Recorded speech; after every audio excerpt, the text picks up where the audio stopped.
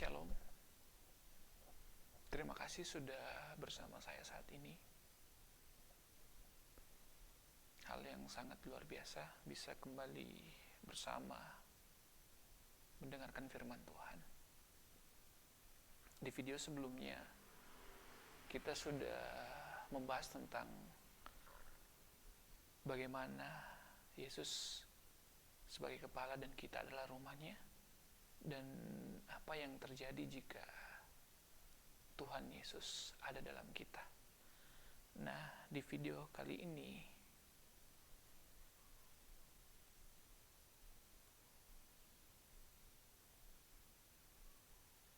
kita akan membahas tentang benarkah Yesus cuma satu-satunya jalan. Sebelum masuk di pembahasan, saya ingin membaca satu ayat dari Matius 20 ayat 28. Berbunyi seperti ini: sama seperti Anak Manusia datang bukan untuk dilayani, melainkan untuk melayani dan untuk memberikan nyawanya menjadi tebusan bagi banyak orang.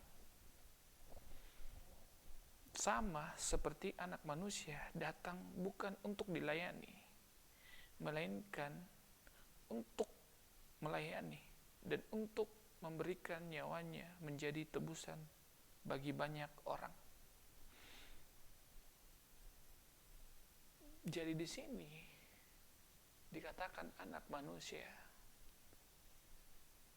itu datang bukan untuk dilayani, jadi utusan Tuhan yang akan menebus manusia, tidak datang untuk dilayani, tetapi datang untuk suatu misi. Datang untuk suatu misi, yaitu menjadi tebusan untuk nyawa bagi semua orang. Nah, saya yakin di sini kita mempunyai latar yang belakang berbeda. Ada mungkin dari kita pegawai, ada mungkin dari kamu seorang pelajar,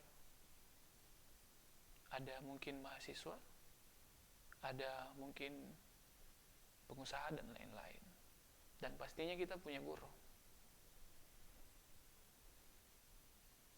Tapi saya juga yakin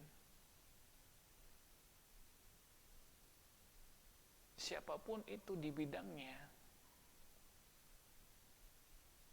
tidak ada seorang pun yang mengatakan kalau saya menuju jalan kepada Bapa. Nah, di sini hal yang menarik. 2000 tahun yang lalu ada seorang dari Nazaret bernama Yesus. Dia berkata seperti ini di Yohanes 14 ayat 6.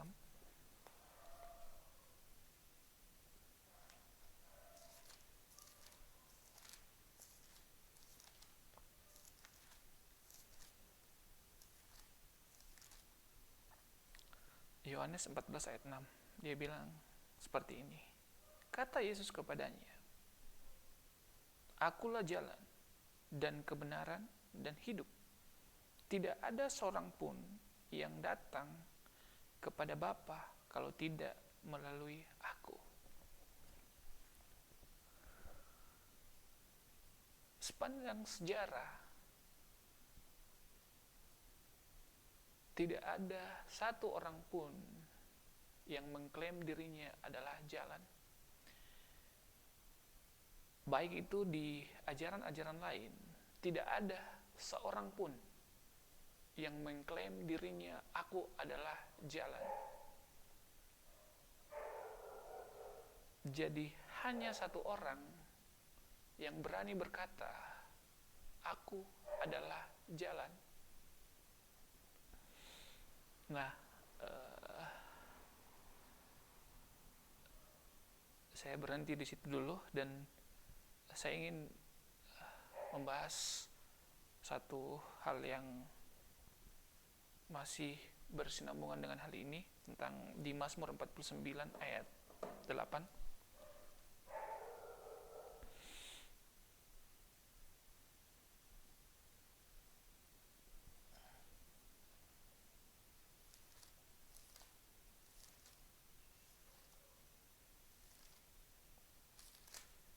Mazmur 49 ayat 8 berbunyi seperti ini.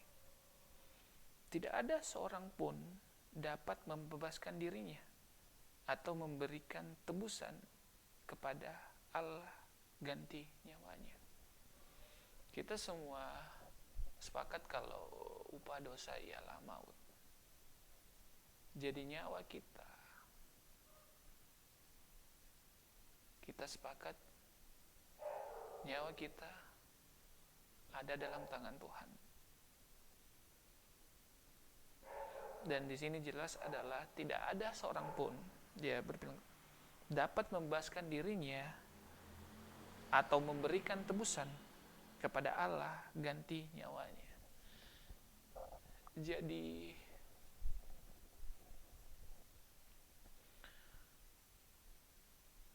tebusan nyawa tidak dapat dilakukan seorang pun selain daripada Allah sendiri. Itu yang dimaksud firman Tuhan di sini. Misalkan saya ingin berkata, oke, dengan perbuatan baikku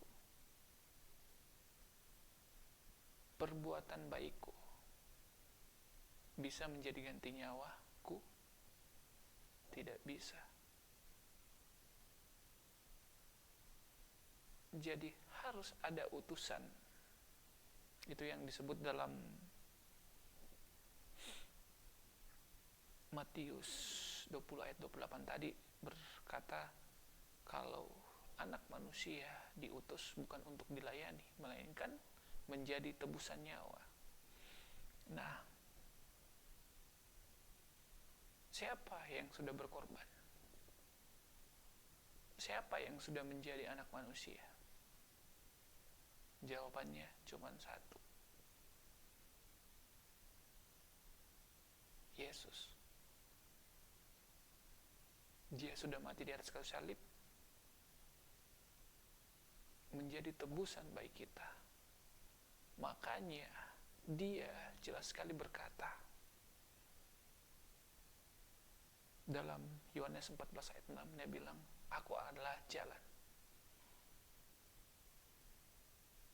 Dan sepanjang sejarah hanya satu orang yang mengklaim dirinya kalau dia adalah jalan keselamatan, yaitu Yesus. Nah, ini penting sekali dipahami, karena banyak pemahaman di antara kita.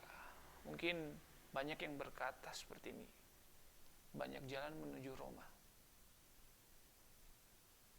atau pengajaran semua baik,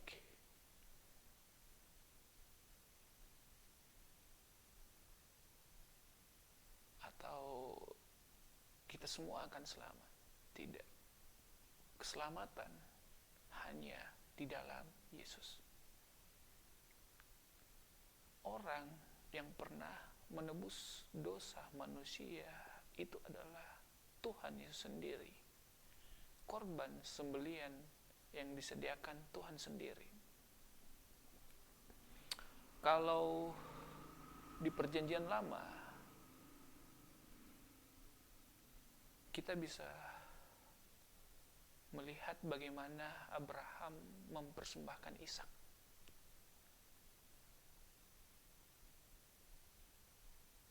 Ini adalah suatu nubuatan.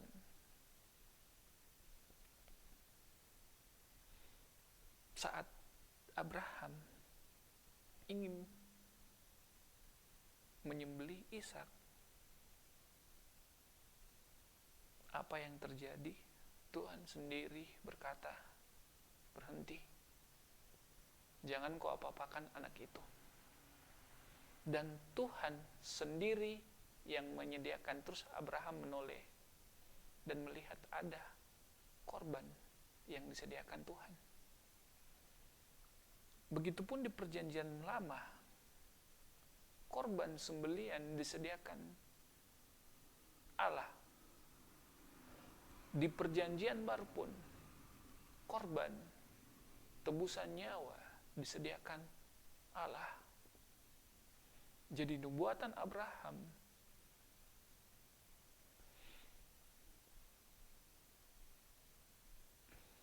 tentang korban itu disediakan Allah. Begitupun yang terjadi di perjanjian baru. Nah, konsekuensi sekarang di Mazmur dibilang tidak ada seorang pun dapat memberikan tebusan ganti nyawanya. Kalau kita dilihat di Abraham, seandainya Abraham saat itu tidak mengambil korban tebusan,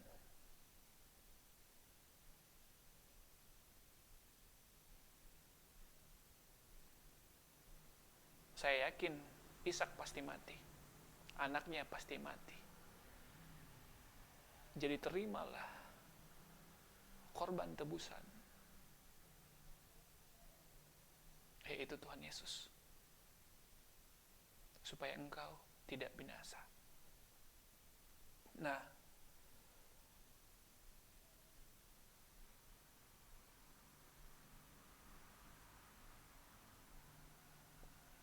itu adalah hal yang sangat berharga diberikan Tuhan. Di Yohanes 3 ayat 16 dibilang bagaimana Allah Bapa mencintai manusia sehingga dia memberikan karena kasihnya kepada dunia ini, sehingga dia memberikan anaknya yang tunggal, anak satu-satunya diberikan.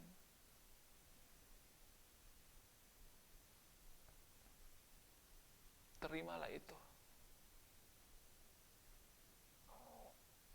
Terimalah bahwa Yesus adalah penebusmu.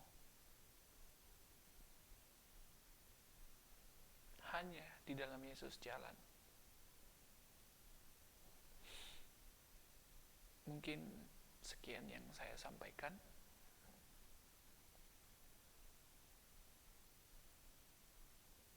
Saya ingin kita berdoa bersama-sama. Buat kamu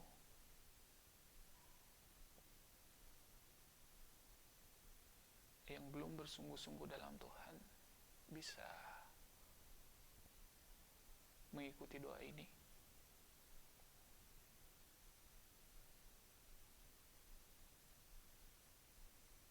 Tuhan Yesus, saya percaya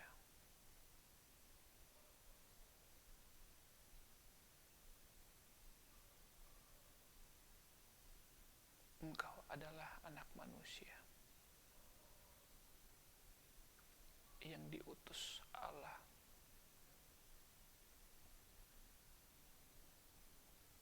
untuk menebus nyawaku.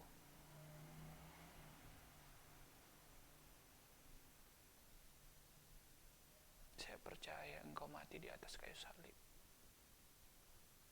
untuk dosa-dosaku. Saat ini, Tuhan, saya ingin mengikuti-Mu.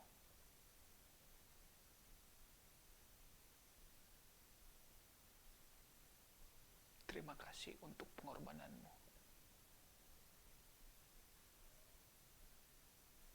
Dan saya percaya hanya di dalam nama-Mu ada keselamatan. Terima kasih Yesus. Datanglah ke dalam hidupku. Engkau adalah Tuhanku.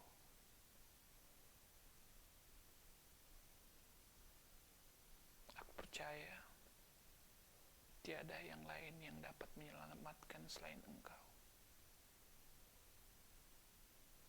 Karena korban sembelian hanya disediakan oleh Bapa. Bagaimana Allah menyediakan korban sembelian buat Abraham, begitupun Engkau menjadi korban sembelian buat nyawaku, Tuhan. Terima kasih Bapa. Terima kasih Yesus. Terima kasih Roh Kudus. Saya percaya Engkau adalah Tuhanku.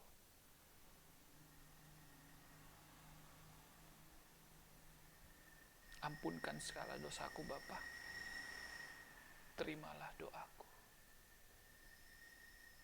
Bukan kehendakku yang jadi, melainkan kehendak Bapa yang di surga. Dalam nama Tuhan Yesus. Amin. Terima kasih. Sekian video yang saya sampaikan. Tuhan Yesus memberkati. Amin.